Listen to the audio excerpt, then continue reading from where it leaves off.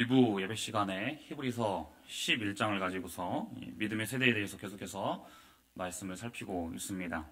오늘은 11번째 시간으로 29절과 30절에서 이스라엘 그 백성들의 믿음에 대해서 말씀하고 있음을 보게 됩니다.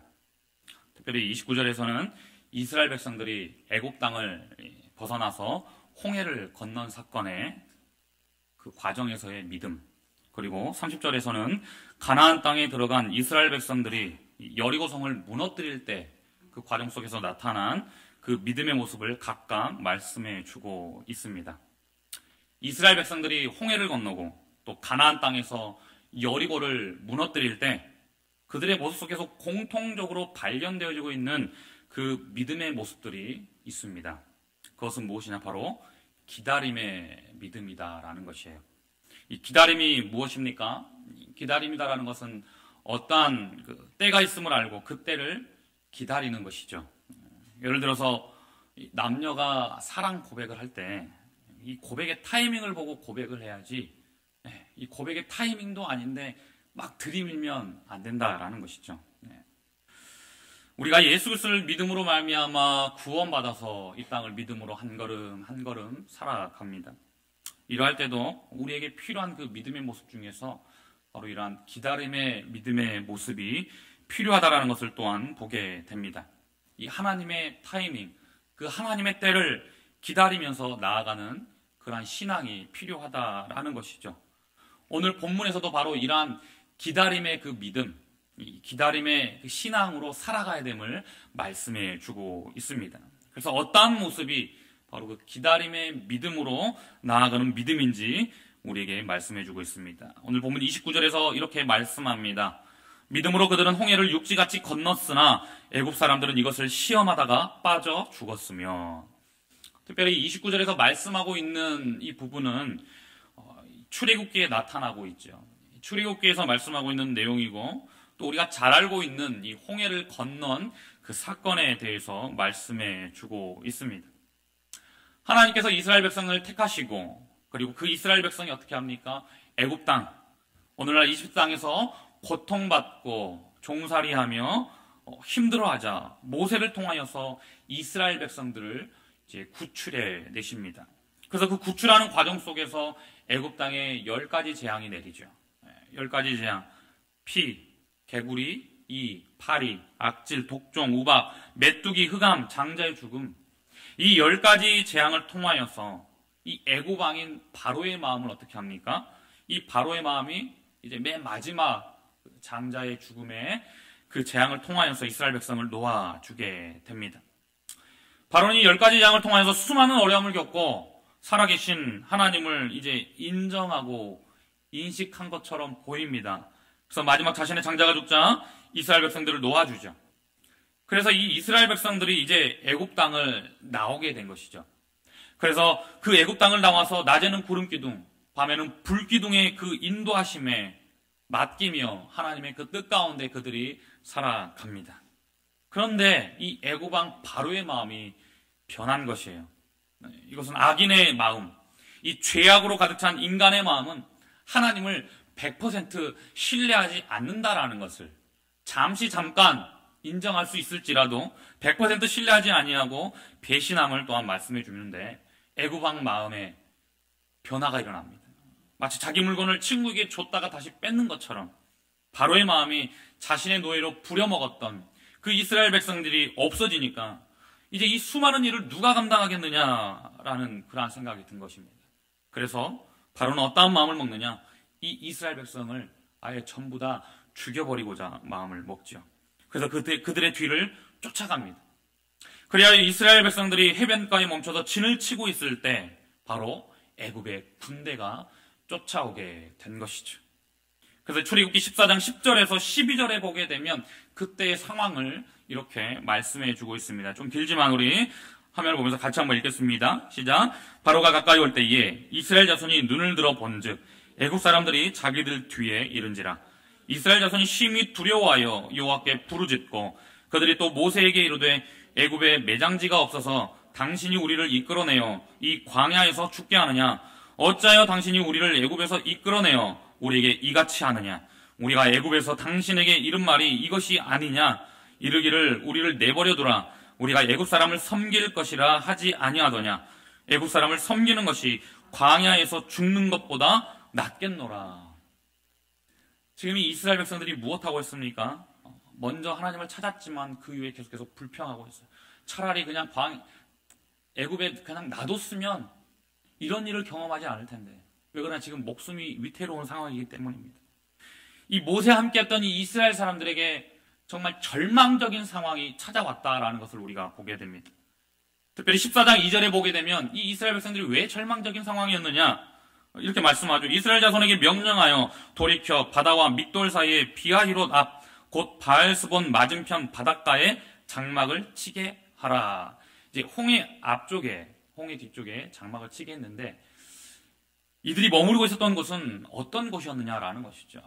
바로 큰 요새인 믹돌과 이 바다 사이에 있었다라는 것이에요. 이 부분을 이 아더 핑크는 히브리서 강해에서 이렇게 표현합니다.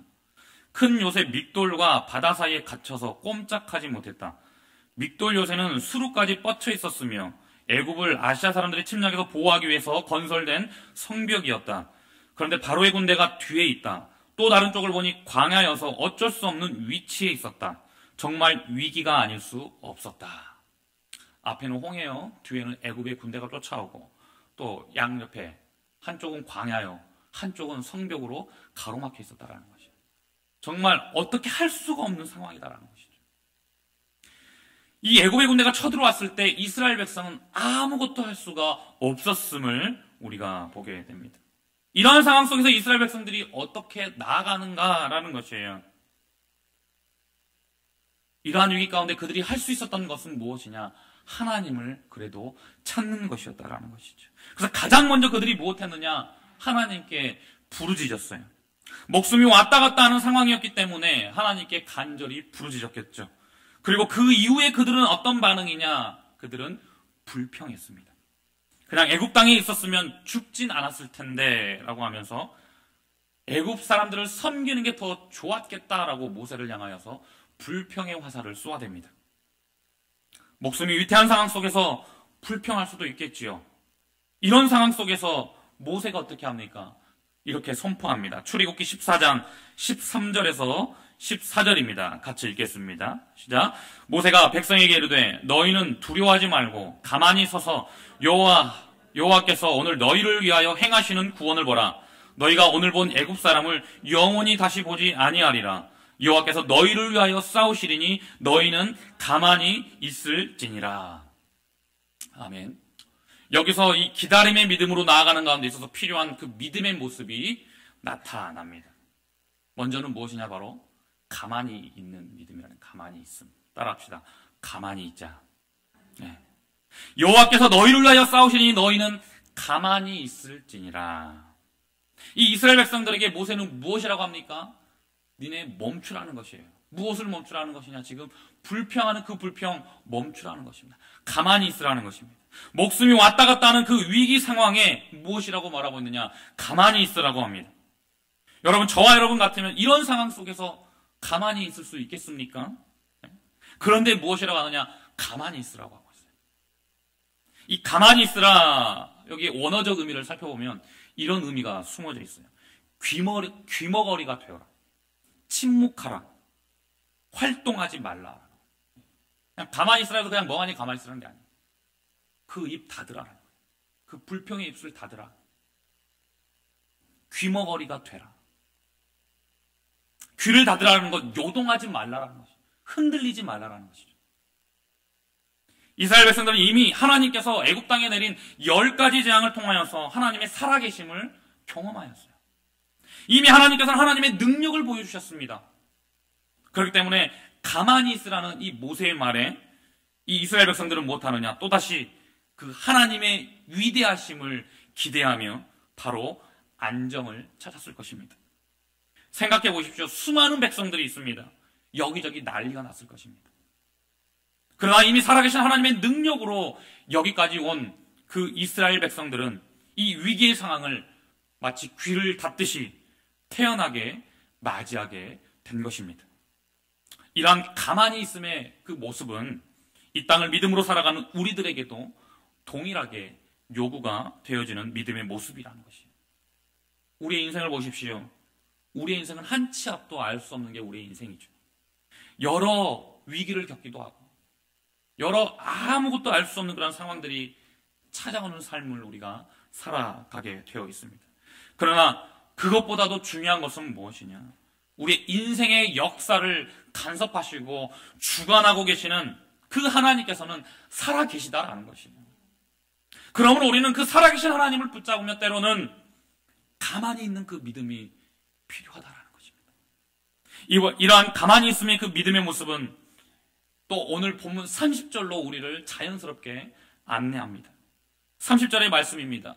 믿음으로 7일 동안 여리고를 도니 성이 무너졌으며, 이스라엘 백성들이 가나안 땅에서 여리고 성을 무너뜨리는 장면을 말씀하고 있어요. 잠시 홍해의 위기 가운데 있는 이스라엘 1세대의 그 믿음의 모습을 잠시 뒤로 두고 우리는 이 이스라엘 백성의 2세대들의 그 믿음이 어떠하였는가를 보게 됩니다. 이스라엘 백성들은 애굽 땅을 나와서 40년간 광야 생활을 해요. 그리고 40년 광야 생활을 마치고 모세가 죽습니다. 그 뒤를 이어서 여호수아가 지도자가 됩니다. 그리고 하나님이 약속하신 가나안 땅, 그 가나안 땅에 들어가려고 합니다. 그런데 그곳에 무엇이 버티고 있었는가? 여리고성이 버티고 있는 것입니다. 여리고성은 그 당시 최고의 성이었어요. 그 크기가 6,000평에서 9,000평이었다고 합니다. 여러분, 우리가 살고 있는 집이 몇 평입니까? 저의 사택이 26평. 그러니까 넓어봐야 50여 평. 아니, 더 넓어봐야 100평 아닙니까? 근데 6,000평이에요. 6,000평. 6,000평에서 9,000평. 실감이 나지 않으시죠? 비교를 해드리면 이 축구장 실제 크기가 어떤 크기냐? 2,160평의 축구장이. 그러니까 2,160평짜리가 몇 개 있는 것이에요? 한 4개 정도 있다라는 거. 그러니까 축구장 한 4개 정도 있다라고 생각하면 돼요. 이 성을 이제 이 이스라엘 백성들이 점령을 해야 되는 것이에요. 하나님께서 약속하신 그 가나안 땅에서 머물기 위해서는 정복 전쟁을 피할 수가 없는 상황입니다. 그래서 그 땅을 정복하기 위해서 나아가는데 하나님께서 어떻게 하라고 방법을 알려주십니다. 그 방법이 무엇이었는가? 여호수아 6장 3절에서 말씀하죠. 너희 모든 군사는 그 성을 둘러 성 주위를 매일 한 번씩 돌되 엿새 동안을 그리하라. 그 넓은 여리고 성 주위를 6일 동안 한 번씩 돌아라는 거예요. 6,000평 되는 그 큰 넓은 땅을. 또 여호수아 6장 4절에서 말씀합니다. 제사장 7은 7 양각 나팔을 잡고 언약궤 앞에서 나아갈 것이요 7째 날에는 그 성을 7번 돌며 그 제사장들은 나팔을 불 것이며, 제사장 7은 나팔을 잡고 언약궤 앞 하나님의 그 법궤 앞에 나아가고 이 7째 날에는 그 성을 7번 도르라고 합니다. 7번. 7번 도는 거 쉽지 않습니다. 이렇게 7일간 이 이스라엘 백성들이 여리고 성을 점령하기 위해서 해야 할 일은 무엇이었냐? 그냥 도는 것뿐이었어요. 6,000에서 9,000평 되는 그 넓은 곳을 하나님께서 그냥 돌라고 합니다. 정식 축구장 4개 정도의 그 크기. 여러분에게 이러한 명령을 내린다면 여러분 어떻게 하시겠습니까? 그 넓은 땅 잘 도실 수 있겠습니까? 불평하지 않겠습니까? 그런데 이 이스라엘 백성들은 어떻게 합니까? 그 말씀대로 그대로 행했다라는 것이에요. 어느 누구 하나 불평하지 않았다라는 것입니다. 불평했다는 것을 찾아볼 수가 없어요. 그냥 하나님의 말씀대로 행했어요. 6일 동안은 여리고성 한 바퀴 돌고, 그리고 마지막 7일째는 7번을 돌았습니다. 그런데 여리고성을 돌 때 또 한 가지 지켜야 될 것이 있었어요. 10절에서 말씀합니다. 여호수아 6장 10절에서 같이 읽겠습니다. 시작. 여호수아가 백성에게 명령하여 이르되 너희는 외치지 말며 너희 음성을 들리게 하지 말며 너희 입에서 아무 말도 내지 말라. 그리하다가 내가 너희에게 명령하여 외치라 하는 날에 외칠지니라. 여리고성을 돌 때 지켜야 될 건 무엇이냐? 음성을 들리게 하지 말라. 말하지 말라라는 거죠. 입에서 아무 말도 내지 말라라고 말씀합니다. 조용히 돌았다라는 것이죠. 언제까지요? 6일 동안 조용히 돌고 7일째 되는 날 마지막 7바퀴 돌 때 그때 그들이 외쳤습니다. 여리고를 무너뜨린 사건 역시 어떠한 믿음의 모습을 보여주고 있는가 하면 가만히 있음의 믿음이에요. 가만히 있음. 이미 앞서서 가만히 있음의 그 언어적인 의미에서 침묵하다의 의미가 들어있다라고 살폈습니다. 여리고 성을 무너뜨릴 때 요구된 것이 무엇이다? 침묵이었습니다.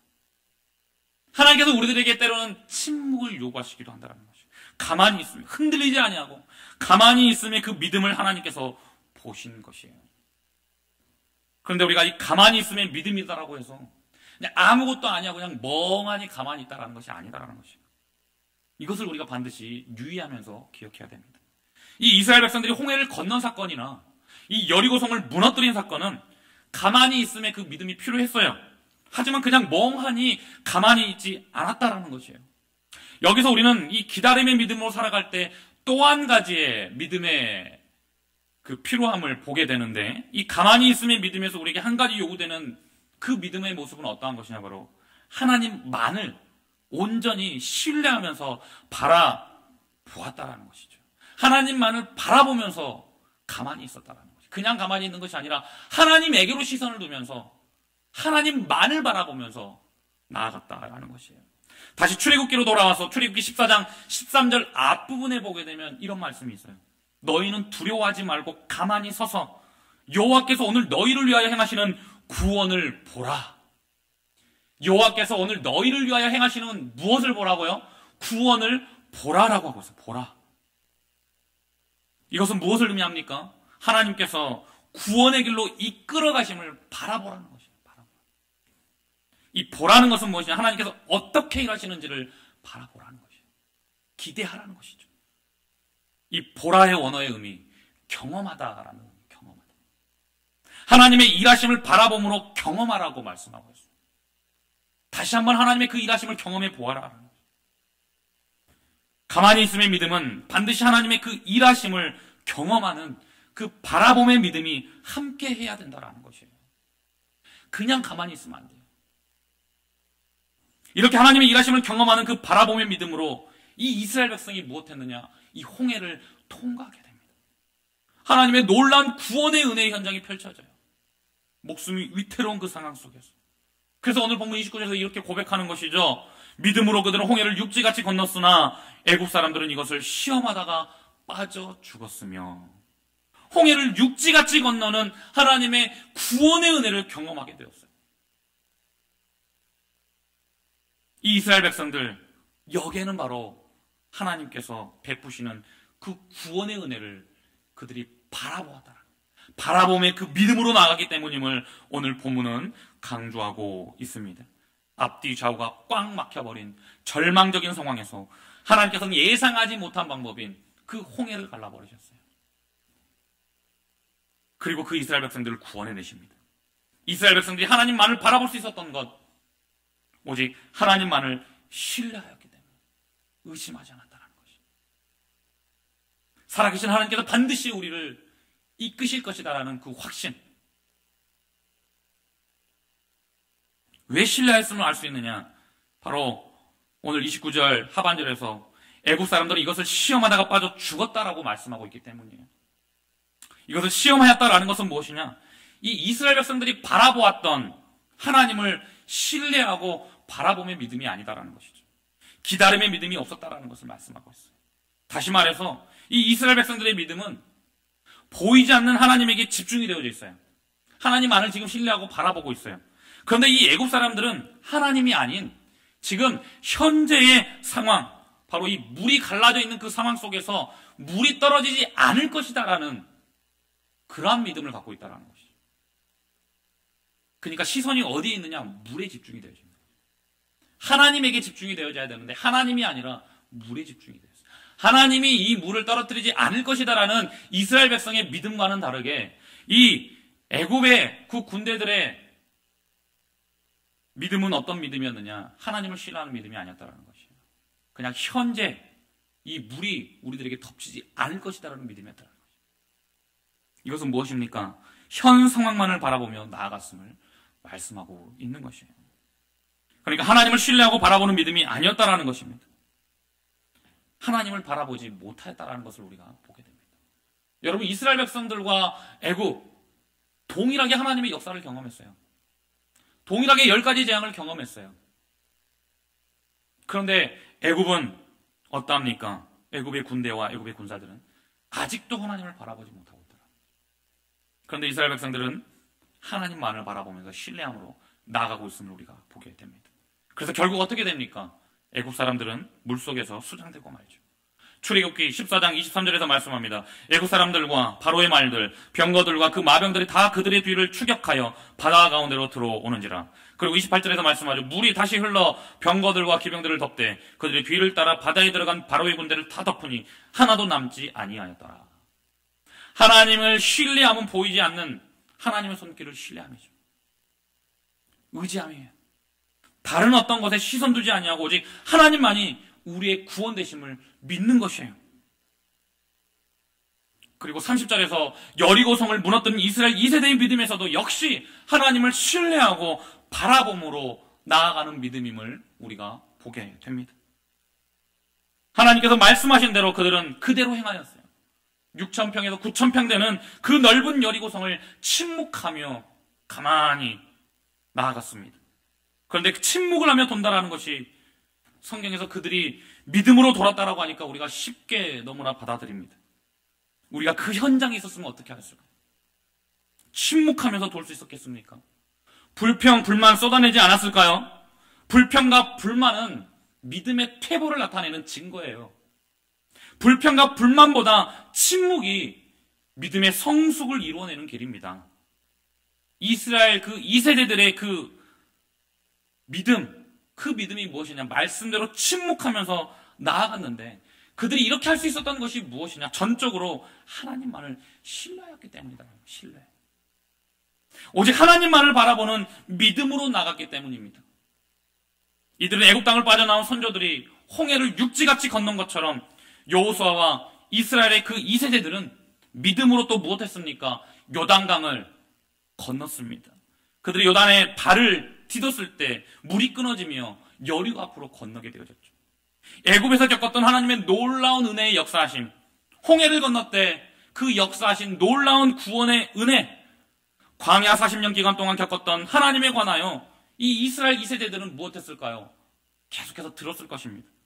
그 들었던 놀라운 하나님의 구원의 은혜가 지금 그들 앞에도 펼쳐졌다는 것이에요. 그러므로 더더욱 신뢰하며 하나님의 구원을 기대함으로 그들은 나아갔습니다. 그래서 여리고성을 침묵하며 돌라고 했을 때 그들은 순종할 수가 있었습니다. 로마서 10장 17절에서 말씀하죠. 믿음은 들음에서 나며 들음은 그리스도의 말씀으로 말미암았느니라. 듣는 믿음은 말씀에 순종하게 하며 가만히 있음과 하나님만을 바라보는 신뢰함의 믿음으로 나아가게 한다는 것이에요. 그러므로 홍해를 건너기까지 기다린 그 이스라엘 1세대의 그 믿음, 또 여리고성을 무너뜨리기까지 침묵하며 7째 날까지 기다린 이스라엘 2세대의 이 믿음은 현실의 상황을 중요하게 여기지 아니하였다라는 것이에요. 오직 보이지 아니하는 하나님의 그 구원의 은혜를 신뢰하였음을 우리는 반드시 기억해야 될 줄로 믿습니다. 그 신뢰함은 하나님을 바라보게 하였고 하나님의 그 역사하심을 경험하였습니다. 그래서 하나님의 때를 가만히 있는 믿음으로 겸허히 그들은 받아들이는 그 믿음으로 나아갔음을 오늘 이 시대를 살아가고 있는 우리들에게 동일하게 이 짧은 29절 30절에서는 우리들에게 그 믿음을 요구하고 있다라는 것이에요. 현 상황에 안주하는 믿음이 아니에요. 보이지 않는 손길로 우리를 간섭하고 계시는 놀라운 하나님의 그 구원의 은혜, 그 역사를 기대하며 하나님의 때를 기다리는 믿음으로 나아가시기를 바랍니다. 오늘 본문은 이스라엘 1세대, 2세대들의 그 어떠한 믿음으로 나아갔는지를 우리들에게 말씀합니다. 출애굽한 이스라엘 1세대 백성들이 홍해를 건넌 사건, 가나안 땅에 들어가 이스라엘 2세대 백성들이 여리고성을 무너뜨린 그 사건, 우리에게 믿음의 담대함을 보여주고 있음을 반드시 기억하시기 바랍니다. 이들이 보여준 믿음은 무엇이었습니까? 하나님의 때를 기다리는 기다림의 믿음이었어요. 그 기다림의 믿음은 먼저는 현실 가운데 흔들리지 아니하고 귀를 닫고 침묵하며 하나님의 때를 볼 줄 아는 가만히 있음의 믿음이었습니다. 그 가만히 있음의 믿음은 오직 하나님만을 신뢰하며 오직 하나님만을 바라봄으로 가능하게 되었음을 오늘 본문을 통하여서 우리가 살폈습니다. 현재 이 시대 가운데 우리들에게도 동일하게 믿음으로 살아가야 함을 성경은 말씀합니다. 그래서 히브리서 11장 1절은 이렇게 말씀하죠. 우리 히브리서 11장 1절 같이 읽겠습니다. 시작. 믿음은 바라는 것들의 실상이요 보이지 않는 것들의 증거니. 믿음은 보이지 아니하는 하나님을 붙잡는 것을 증거해 주는 증표라는 것입니다. 우리는 성령 하나님께서 믿음 주셔서 믿음으로 이 세상을 살아갑니다. 그러나 이 세상을 살아갈 때 여러 일들을 경험합니다. 특히 전 세계적으로 이슈되고 있는 이 신종 코로나 바이러스로 인하여서 모든 사람들이 경각심을 가지고 살아가고 있어요. 그러나 참된 신자는 이런 현실 속에서도 지금도 역사하고 계시는 보이지 않는 하나님을 믿는 그 믿음을 삶 속에서 보여줘야 된다는 것입니다. 급한 상황 가운데서 때로는 가만히 있어 기다리는 그 믿음의 모습을 통해서 살아계신 하나님을 드러내야 합니다. 그랬을 때 하나님께서는 생각하지 못하는 방법으로 인도하십니다. 홍해를 가르셨어요. 여리고성이 안쪽으로 무너졌습니다. 바깥쪽으로 무너지지 않았어요. 우리 안에 이러한 믿음을 다시 회복하시기를 바랍니다. 나에게 어려움이 찾아오더라도 가만히 있어 흔들리지 아니하고 불평불만이 아닌 오직 침묵으로 하나님의 때를 기다리며 살아계신 하나님을 바라봄으로 하나님의 그 인도하심을 이끄심을 기다리시기를 바랍니다.